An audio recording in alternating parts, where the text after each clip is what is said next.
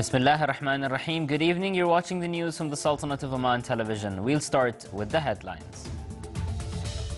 The Omani-British Joint Air Show is open at Hendon Museum in London.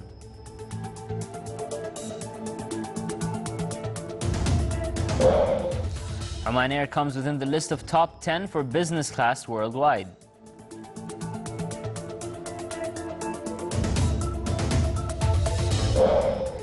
And Israel resumes its airstrikes in the Gaza Strip, where the death toll reaches more than 200.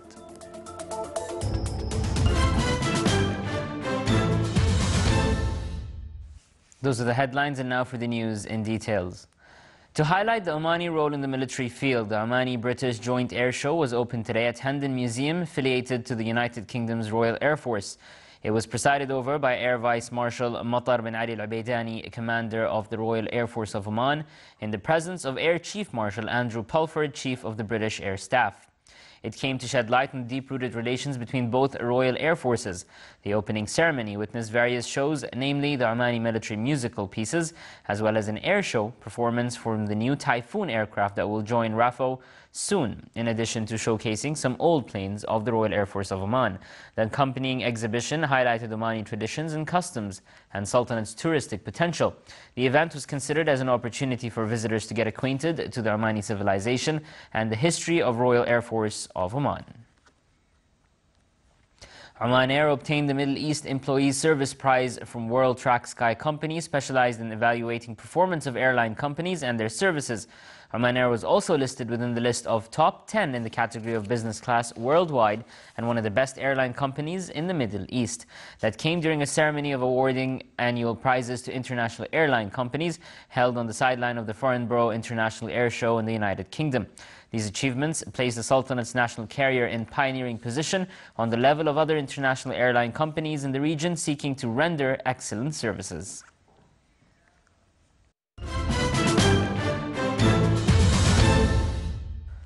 Hamas spokesman Sami Abu Zuhri said today that group has officially told Egypt and it rejects an Egyptian proposed Gaza ceasefire. Meanwhile, Israel urged evacuation today of several Gaza Strip areas where more than 100,000 people live, threatening ground operations after briefly holding fire under an Egyptian truce proposal that failed to stop Palestinian rocket salvos. Israeli shelling attacks killed at least 7 Palestinians. Earlier today, according to Gaza health officials, who said the death toll in the coastal enclave had risen to 202 and that most of the dead were civilians. Israel said 26 rockets were fired at it from Gaza, including at commercial hub Tel Aviv. Some were shot down by the Iron Dome interceptor. Others struck without causing casualties. Emergency services said world powers have urged calm, worried about spiraling casualties should Israel send tens of thousands of troops it has mobilized into Gaza. Syrian President Bashar al-Assad was sworn in for a new 7-year term today. The ceremony, which was held at the presidential palace in the Syrian capital Damascus, was broadcasted on state television. The presidential election was held last month in areas of central and northern Syria that remain under state control. Assad warns those who have supported terrorism, whom he would fight until security was restored to the whole country. Ukrainian President Petro Poroshenko has urged the European Union to take tough action against Russia over the separatist conflict in Ukraine's eastern regions at a summit of EU leaders in Brussels today. Poroshenko's website said he had spoken to the President of the European Council after intensified fighting in the east, in which Kyiv has allegedly Russian involvement in air strike on a residential area and the drowning of a military transport plane. A draft statement by European Union said leaders will work to block loans for new projects in Russia by 2 multilateral lenders and broaden the scope of their sanctions in response to Moscow's actions in Ukraine. The EU leaders will set up sanctions because pro-Russian rebels in eastern Ukraine have not met their demands to end the violence there. And still to come in our news bulletin. A group of Omani students from all colleges of applied sciences joined a month-long program in entrepreneurship skills in Finland.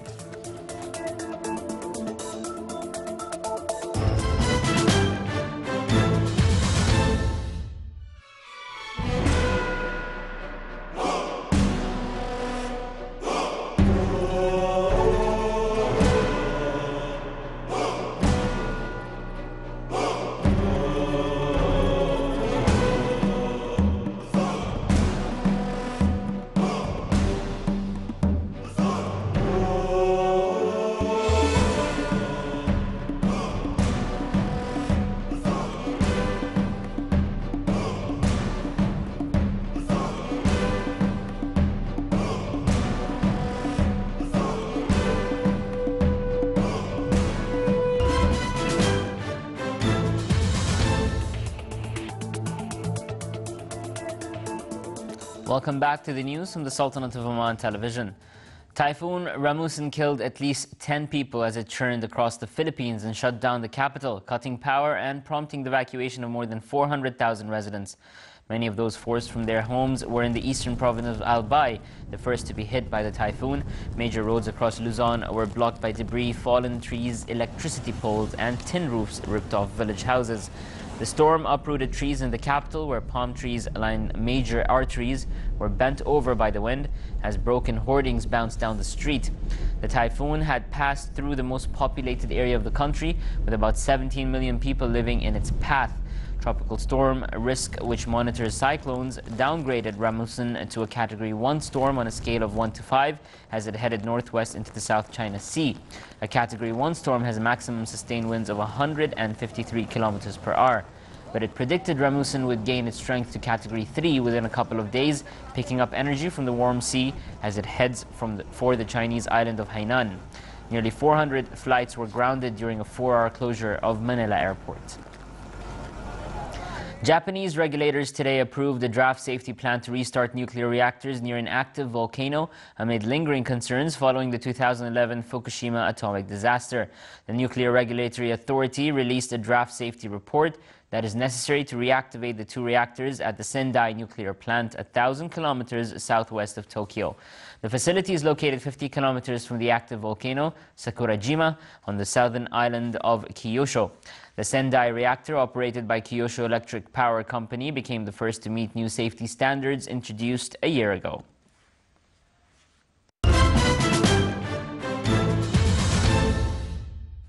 A group of Omani students from all colleges of applied sciences were sent to Finland to study various entrepreneurship skills on a month-long program.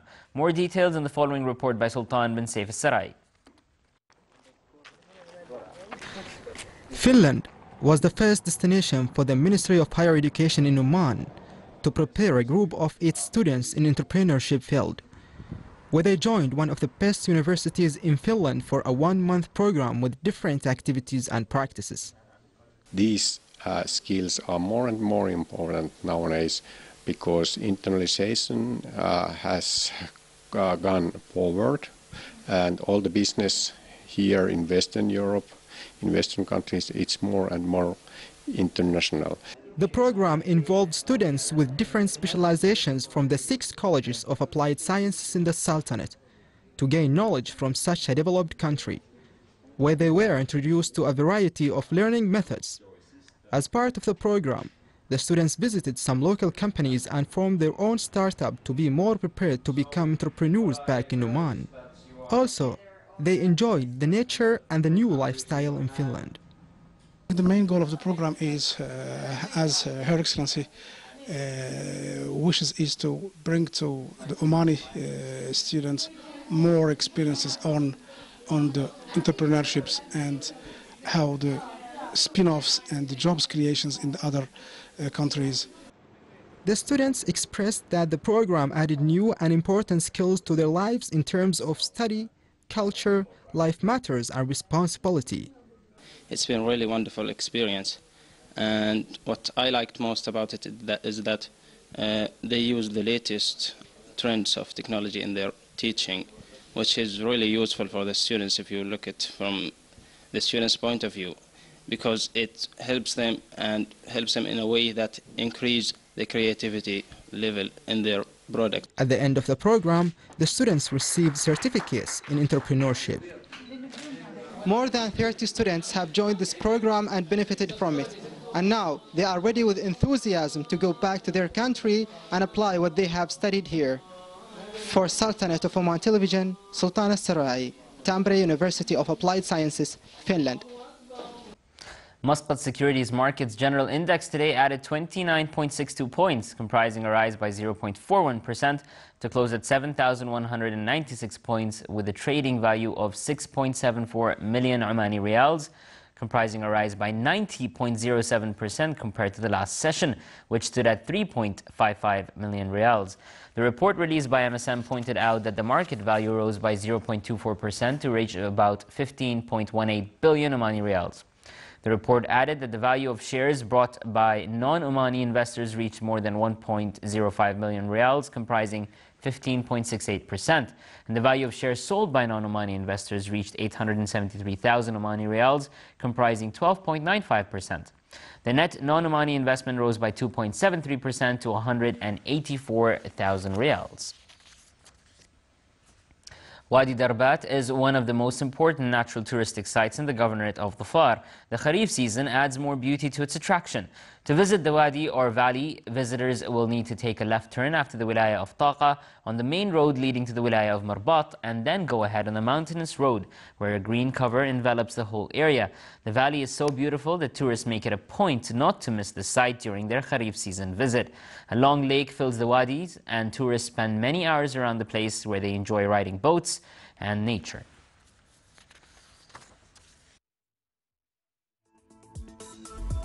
Here are the Ramadan times for tomorrow.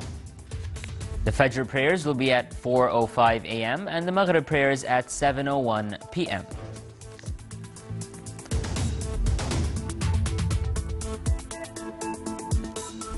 And now for the general weather forecast. Partly cloudy to cloudy skies will prevail over the coastal areas of the governorate of Dhofar and nearby mountains, with chances of intermittent drizzle. The rest of the Sultanate will have clear to partly cloudy skies with chances of scattered rains in the governorates of Musandam and Wusta, and local rains, occasionally thunderous, accompanied by gusts of winds over parts of the Hajar Mountains. Winds will be southerly to southwesterly moderate to active along the coast of the Sea of Oman, while it will be southerly to southeasterly light to moderate in the rest of the Sultanate. Seas along the coast of the areas of the Arabian Sea will be rough with a maximum wave height of 4 meters, and along the rest of the coast it will be slight to moderate with a maximum wave height of 1.5 meters. Clear skies will prevail over the rest of the Sultanate.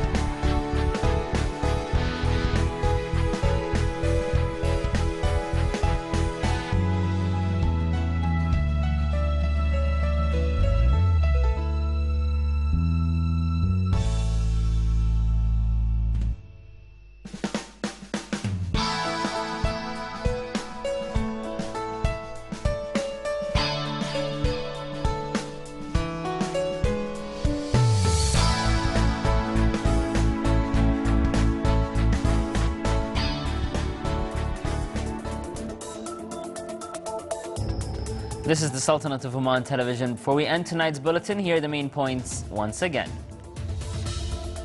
The Omani-British Joint Air Show is open at Hendon Museum in London.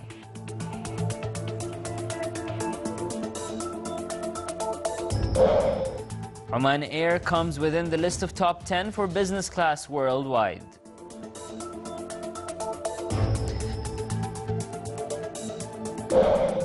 And Israel resumes its airstrikes in the Gaza Strip, where the death toll reaches more than 200.